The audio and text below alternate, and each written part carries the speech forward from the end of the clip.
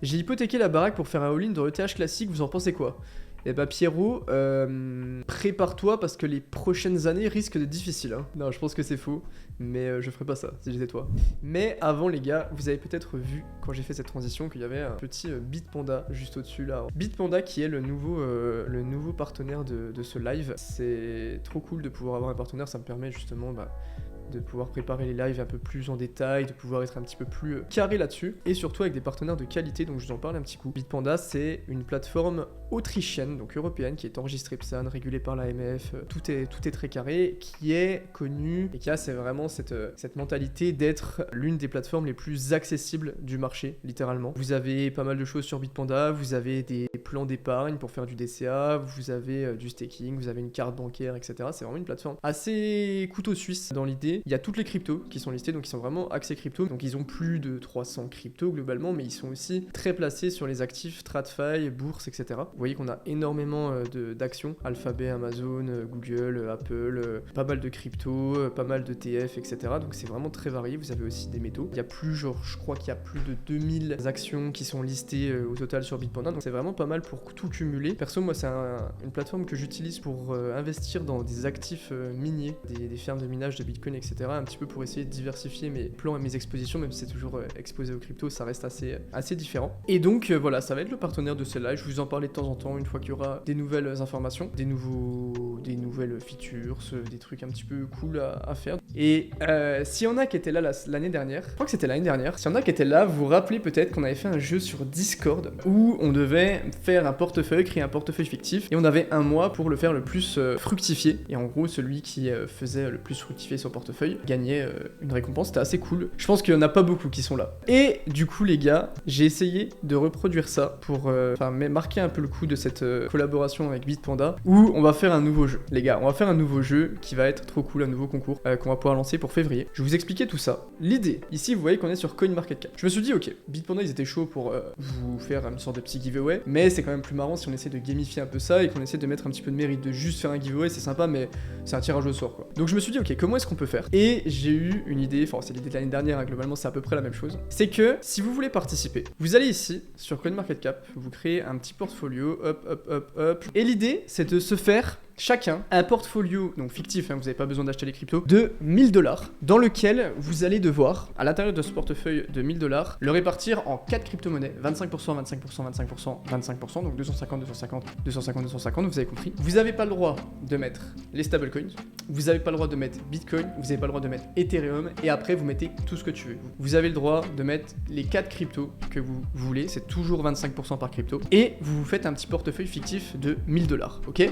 Vous avez fait votre portefeuille fictif. En parallèle, ce que vous allez devoir faire, c'est de vous faire un petit compte sur Bitpanda. Donc de vous faire un compte en utilisant le lien que je vais vous mettre dans le chat juste avant. Faites attention, c'est important que vous utilisiez mon lien, sinon ça marche pas. Vous faites votre compte, ok, vous créez votre compte, machin, bravo, vous avez créé votre compte. Vous avez fait votre petit bag, je vais le faire juste après. Et après, ce que vous allez faire, c'est que vous allez prendre une capture d'écran de votre portefeuille physique que vous avez fait. Vous allez prendre une capture d'écran de votre compte qui a été créé. En gros, bravo, votre compte a été créé, etc. Vous prenez aussi une capture d'écran sur Bitpanda et vous allez mettre tout ça sur le channel Discord. Je vais vous envoyer les liens juste après, les gars, je vous explique un petit peu. Vous allez les envoyer sur Discord, sur un channel pareil, je vais vous envoyer les liens et je vais vous montrer tout ça. Là, vous voyez qu'on est sur Discord. Tout en dessous, là, il y a un petit concours Bitpanda. D'accord? Donc vous allez sur concours Bitpanda, vous mettez le screen de vous avez fait votre compte sur Bitpanda, d'accord? Et vous pouvez du coup participer au jeu. Je vous donne juste les conditions et après je vous explique ce qu'il y a à gagner. Vous avez, donc on est le 23, vous avez une semaine pour faire votre screen, pour créer votre bag, votre compte Bitpanda, etc. et pour le mettre sur ce petit salon, ok? Une semaine, donc si vous voulez le faire maintenant, vous pouvez le faire maintenant. Si vous voulez le faire dans 4 jours, vous pouvez le faire dans 4 jours. Et l'idée, c'est que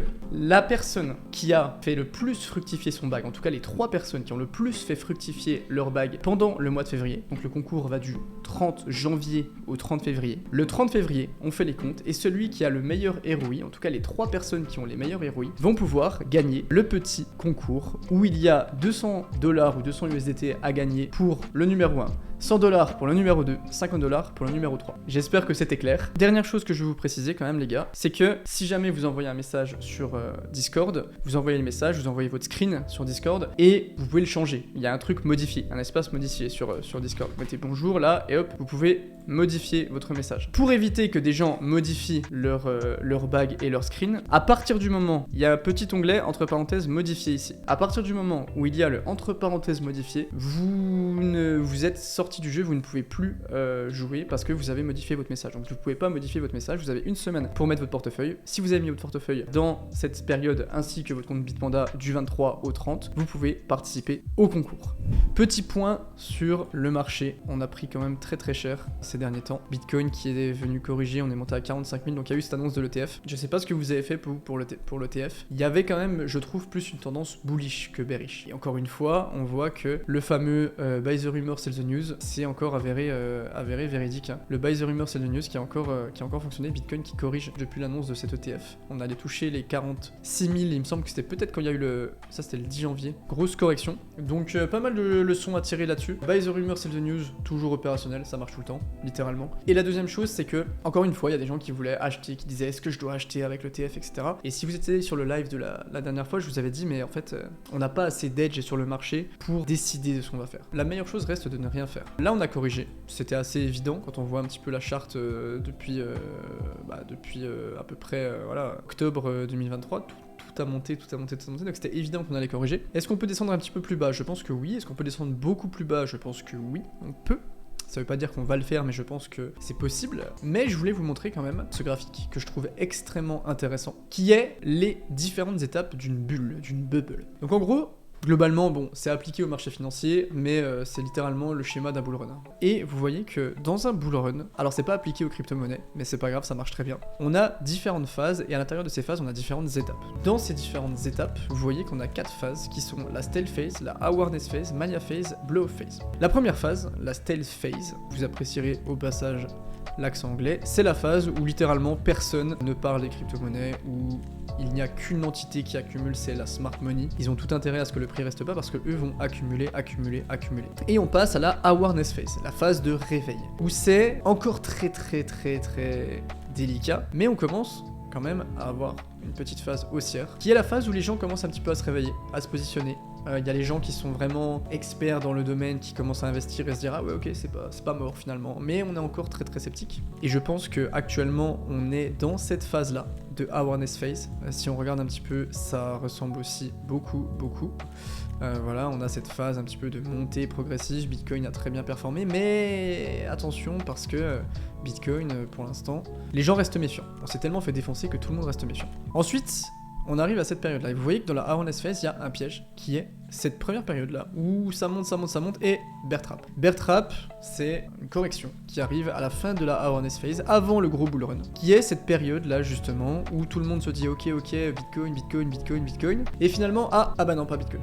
Cette phase, elle sert beaucoup, surtout pour venir purger le marché, purger ce qu'on appelle les weekends, les gens qui vont vendre et qui vont se dire ah mince en fait c'était le top, c'est le bear market, etc. Et elle sert à purger juste avant d'avoir la grosse phase de oh c'est là l'euphorie, etc. On va en parler juste après. Alors attention, ça à prendre avec des pincettes, parce que forcément je n'ai pas du tout de la science infuse, la boule de cristal, etc. Mais je pense que toutes les conditions sont réunies pour qu'on soit exactement dans cette phase de bear trap. On a eu une grosse montée, donc d'un point de vue graphique, c'est exactement ce qui est en train de se passer. On a eu une énorme news, que tout le monde pensait qu'on allait retourner en bull run, et on a littéralement le schéma parfait d'un bear trap. Donc il est possible qu'on soit à cette période, là, comme ça, on soit par là, peut-être au milieu du bear trap, donc on pourra peut-être aller descendre un petit peu plus bas, qui sera la période pour purger un petit peu, ou pour les gens qui n'ont pas pu rentrer dans cette période-là, de racheter, si jamais ils le sont assez smart pour le faire, et pour pouvoir aller chercher des beaux sommets, des beaux multiplicateurs après en bull run. Vous voyez qu'après on a une phase qui s'appelle la mania phase, l'attention des médias, donc on l'a eu à peine avec quelques journaux, mais c'était encore très léger. L'enthousiasme, tout le monde arrive, on commence à grid, bull trap, boom, capitulation, bear market. Je pense qu'on est pas loin de cette période-là, et je pense que, sachant qu'on évolue quand même dans un milieu où on n'a pas toutes les informations, ça peut être intéressant de se baser sur ce qui s'est passé dans les derniers historiques et de regarder un petit peu. Je suis content, j'ai la conviction d'un bull run atomique dans le futur, donc c'est juste les soldes de janvier. Ouais, c'est les soldes de janvier. On a deux possibilités, soit on est dans la crypto mais on est hyper passif, et genre il n'y a pas d'activité, soit on se dit bon ok, on part du principe qu'il y aura un bull run. et on agit comme si on était dans un schéma de bull run. Et si on est dans un schéma de bull run, actuellement, les corrections sont toujours des bonnes opportunités. Donc c'est un peu ce que je me dis en fait, c'est que je suis là, je pense qu'il y aura un bull run, bah autant suivre mes convictions. Et au pire, si je me trompe, bah ça fait quoi? Ça fera pareil, juste un peu moins fort, avec un peu moins d'exposition et un peu moins de stratégie. Enfin, en fait, c'est pertinent, selon moi, de penser, même si avec des stratégies bien carrées, etc. Mais je pense que c'est pertinent de toujours agir comme si le cycle se répétait. Parce qu'en fait, déjà, les cycles se répètent beaucoup. À la fin du dernier bull run, tout le monde disait, ouais, il n'y aura pas de bear market, etc. Il y aura bear market. Donc les cycles se répètent très souvent. Et même s'il y a certains aspects qui sont pas exactement les mêmes, il y a quand même toujours des phases qui sont à peu près similaires. Donc en fait, autant partir du principe que les cycles vont se répéter et après s'ajuster dans la situation dans laquelle on est. En tout cas, c'est mon avis. Penses-tu que ce sera le dernier bull run qu'on va vivre avec l'arrivée de BlackRock et compagnie et l'adoption de masse qui arrive de plus en plus, il devrait y avoir moins de volatilité? Avec BlackRock & Co, oui. Avec l'adoption de masse, non. Il n'y a pas d'adoption de masse, les gars. Faut pas croire qu'il y a une adoption de masse. Il y a une adoption plus haute dans l'exposition, dans l'investissement à Bitcoin, mais il n'y a pas d'adoption de masse aux crypto-monnaies. Le marché n'est pas mature, le marché n'est pas prêt, personne n'adopte les crypto-monnaies, quasiment personne n'utilise les crypto-monnaies en France dans leur business, etc. Donc non, il n'y a pas d'adoption de masse. Est-ce qu'il y en aura une grâce à ce bull run peut-être? Mais ce que je me dis, c'est que en soi, on se disait la même chose en 2020, la même chose. T'avais Sandbox qui faisait venir des gros stars, t'avais Tesla qui acceptait le Bitcoin et tout le monde se disait non mais c'est bon Tesla accepte Bitcoin, tout le monde va l'utiliser, ça va être l'adoption de masse, c'est le dernier gros bull run, il y aura plus de bear market, il y a trop d'institutions qui sont placées. Résultat, 60 000, 20 000. Est-ce que ce sera le dernier gros bull run? Alors, en général, les bull runs, l'explosion des bull runs est un petit peu plus faible à chaque fois. Le bull run de 2013 était énorme, le bull run de 2017 était énorme mais un petit peu moins, le bull run de 2020 était énorme mais un petit peu moins, et peut-être que ce sera pareil pour le bull run de 2024 et du coup pour le prochain bull run. Il y a beaucoup de gens qui ont tendance à penser que c'est le dernier gros bull run, mais pas forcément. Pas forcément, parce qu'après ça sera quoi, 2024, 2028? Franchement, ça serait pas délirant, tu vois. Ça sera peut-être différent. Il y aura un petit peu moins de volatilité, mais je pense que le cycle se reproduira. Et pour l'instant, en fait, vu que je n'ai pas d'informations, j'ai juste les historiques, et le marché nous a montré que le cycle se reproduisait tout le temps.